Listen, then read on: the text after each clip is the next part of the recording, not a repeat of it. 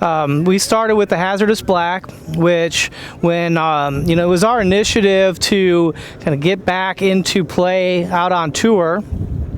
The easiest way to get something into play is to kind of go after those popular designs that are out there, and undoubtedly they're stiffer tip, lower launching, lower spinning shafts. So when we introduced Hazardous Black, we wanted to make sure that it not only kind of matched some of the popular shafts that were already out there with those characteristics, but was even a little bit better.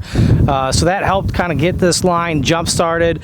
Hazardous Black is a traditional tour design where it's stiff tip, low launch, low spin.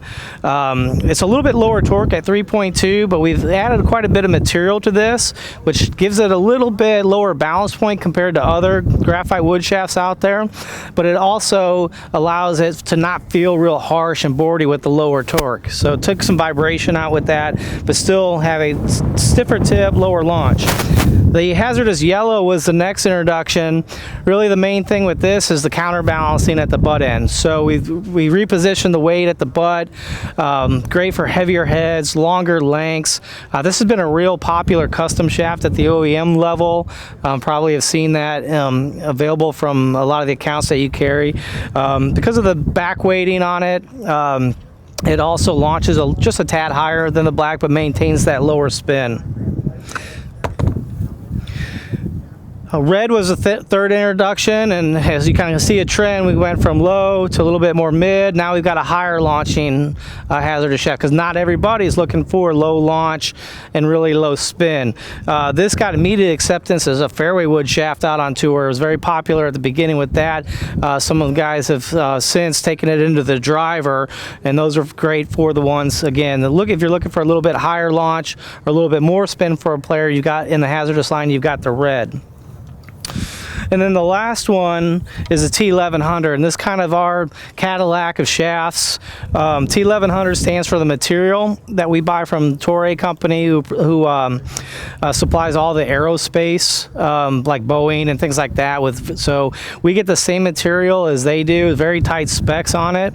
And like all of our handcrafted shafts, they're all made by hand. So you're familiar with Tour Issue on the steel side with more exacting specifications. Same thing on the handcrafted line. What we found after a few months of having the hazardous on there's still some players that were overpowering the Black, and Don Brown, our engineer, said I'll fix that, and he came out with this shaft. Very, very stiff profile, probably one of the stiffest ones out there from a butt section and a tip section. Spin killer. If you're struggling to find a shaft that's going to lower the spin for a player, this is it, and it's got a pretty stiff profile to it. So very high-end materials in this shaft, high-end paint job and everything. Kind of put all the bells and whistles in this one, kind of put it at the top of our food chain. But as you all know, not everybody swings it really hard and is really aggressive and needs lower launch and lower spin, and that's true for tour as well. So as we kind of look at our players and the profiles of the players that we don't have out there and see what they're playing, there's a need for shafts that don't play as stiff or aren't as firm of a profile throughout. And so the Even Flow line was born from that. If you remember the LZ graphite shafts, they're kind of for that same type of smoother swinger, the guys that are less aggressive, not as quick tempos, but that shaft was stiffer in the butt, stiffer in the tips, like 2 flexes softer in the midsection, kind of an exaggerated soft midsection. What we did on these is we've done it through the butt end of the shaft, and it's a tapered butt end. So most shafts have a constant length of a butt end with the diameter. This starts tapering from the beginning, so it kind of creates that load and that ability for smoother swingers to store up some energy, deflect the shaft, and then release it at impact for max efficiency. Right now we've got the Black and the blue. The Black is the stiffer tip version of the two, the lower launch, lower spin version of the two, and the blue is more of a mid type of a design. And like I mentioned this morning, next coming is the red, which we'll make available through our PFC group in March. That's going to be the higher launching of the 3 even flow shafts. So quite a bit in graphite, and even more on the steel side. It's been a really big introduction on the steel side. Kind of starts with the Dynamic Gold line. You know, obviously Dynamic Gold is the most popular shaft out there, but it's a 130 gram shaft. It's not really I guess suitable for today's clubs as much as it used to be. It's still very popular out on tour, and it's going to be popular with your stronger players that can handle that weight. But if we know that when we design a shaft that's lighter and still stable and still produces those kind of spin rates and trajectories and consistency that the heavier, stiffer shafts do, we're going to be able to get a lot more players into it. So we start with the 120 gram shaft. It's identical to Dynamic Gold in every way. It actually on a robot spun just a tad less and launched a little bit lower than Dynamic Gold did. But it's got the Dynamic Gold feel. If you take Dynamic Gold out, put the 120 in, even though you got about 10 gram reduction of shaft weight, the swing weight's going to stay the same because of our ability to vary the wall thickness on the shaft. Cool new heat transfer logos on our shafts.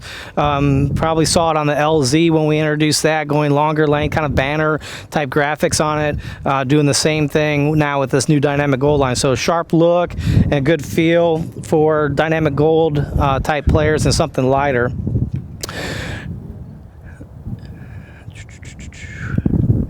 And then we also are doing a 105 gram Dynamic Gold. A lot of you are probably familiar with the old Dynamic Gold Super Light shaft.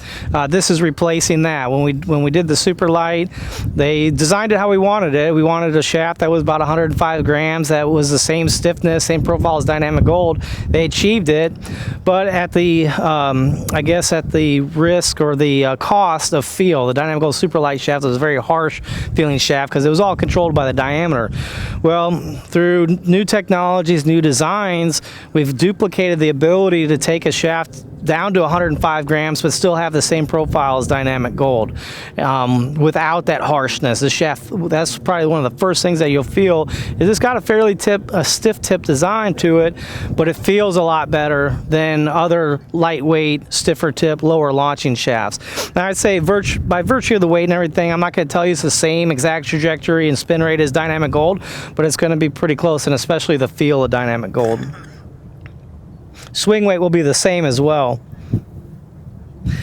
And then we kind of round out the new Dynamic Golds. We have a 115 gram wedge shaft now. So this is a wedge flex only, just one taper tip shaft.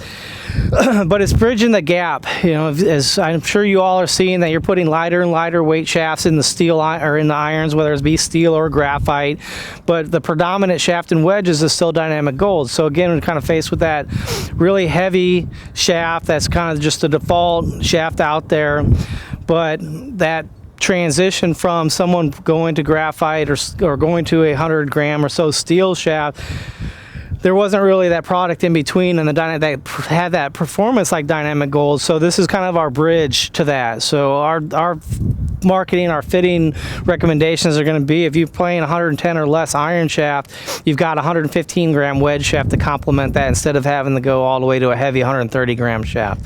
Same feel as Dynamic Gold, maybe a little bit higher trajectory, but all in all, a very good transition from those lighter weight iron shafts to the wedges. And then finally, we've expanded on the ascending mass technology shafts. We introduced Dynamic Gold AMT a couple of years ago. That's a stiff shaft, stiff tip throughout, but it had a progression of weights from 110 or so all the way up to a Dynamic Gold wedge at 130. With the new AMTs, there's three of them, a white, a red, and a black. The white is the same profile, pretty much the same shaft as the Dynamic Gold AMT. It's going to start at 110, go up to 130 in the wedges, stiff tip profile throughout. The red and the black are quite different, and I think they'll be something that's pretty popular for you. They both start in the low 90s. Difference is the red is a constant weight for the first 3 irons in the set, so you kind of maintain that lowest weight in your 4 iron, your 5 iron, your 6 iron to help with trajectory. And to keep those clubs a little bit easier to swing, and then it goes to the 3 gram weight increment from there, so it ends up just over 100 grams. The black is a consistent 3 gram increment starting at the low 90s and going from there, so it ends up a little bit heavier, but you have that normal ascending mass technology weight change as the other ones do. The red and the black are softer in the tip, made to get the ball up a little bit more suitable for game improvement type irons. And then just to kind of talk about rifle real quick. Gavin mentioned it in there. When we reintroduced the rifle blanks a couple years ago through the PFC program, we wanted to make one major change to it to make them better, and that was to not just look at the frequency of the shaft. The old rifles, they just didn't matter what the weight was, didn't matter where the balance point was or what the taper rate was. As long as they hit the frequency number, that's what they were meant to be. So with these, we incorporated our gold manufacturing tolerances on weight, on balance point, on taper rate, and all that. And then frequency became kind of a byproduct. If you can control those other tolerances, you're going to get the frequency and the consistency of frequency throughout. So that's how the blank started. And then through that, there's so many OEM clubs are taper tip out there. There's a need for a 355 tip diameter. So we basically took the trim scenario that we provide on the blanks and created tapered versions of that. There's 10 lengths for each flex, so you can hard step, soft step a couple times to get those in between flexes to fine tune it. We do the 3 flexes, and you can turn, depending on how you hard step or soft step, you can turn the 5.0 into a 5.5. You can turn a 6.0 into a 5.5. And when you do that, you can create flighted scenarios. You can have if you go 5.5 to 5.0 to 5.5, you're stiffening up the tip. If you're going 6.0 to 5.5, you're softening up the tip. So there's a lot of versatility. Gavin wasn't lying. It is the most versatile set of design that's out there, both from a blank standpoint and a taper standpoint, and they're exclusive to you. They got some different colors, labels on it to change up the customization a little bit. But if you haven't worked with these at all, it's something to give a try with. We've got a cool electronic wheel. Those of you remember the old wheel that's impossible to do. Now it's all on Excel. You plug in your head weights and your lengths and everything. It'll tell you exactly how much to trim the blanks to achieve what you're trying to achieve, and tells you what frequency you'll get out of that. So lots of good resources with this to make it truly a club maker's specialty shaft. All right, thank you very much.